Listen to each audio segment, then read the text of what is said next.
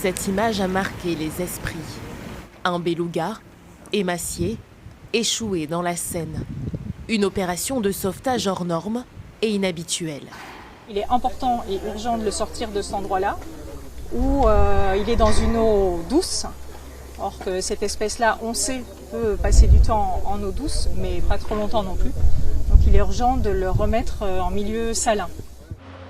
Amaigri, le mammifère est finalement euthanasié, le symbole d'une faune désorientée, en première ligne du réchauffement climatique. Cet été, les températures atteignent des niveaux records à travers le monde.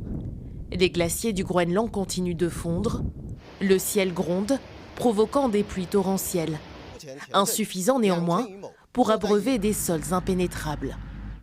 En France, la sécheresse a été la plus intense que le pays ait connue depuis le milieu du XXe siècle.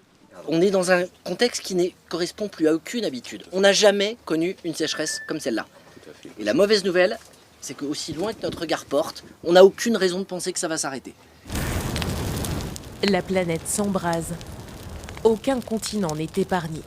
En 20 ans, les feux de forêt ont été multipliés par 2. La terre brûle aux États-Unis, en Argentine, dans la péninsule ibérique ou encore au Maghreb.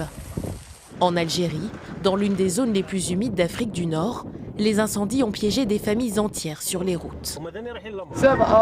7 personnes sont mortes, brûlées à l'intérieur de cet autocar.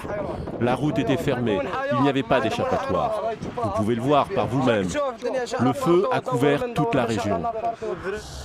La hausse des températures entraîne également des crues exceptionnelles. Des trompes d'eau s'immiscent au plus près des habitations. L'homme, impuissant, face aux conséquences du réchauffement climatique.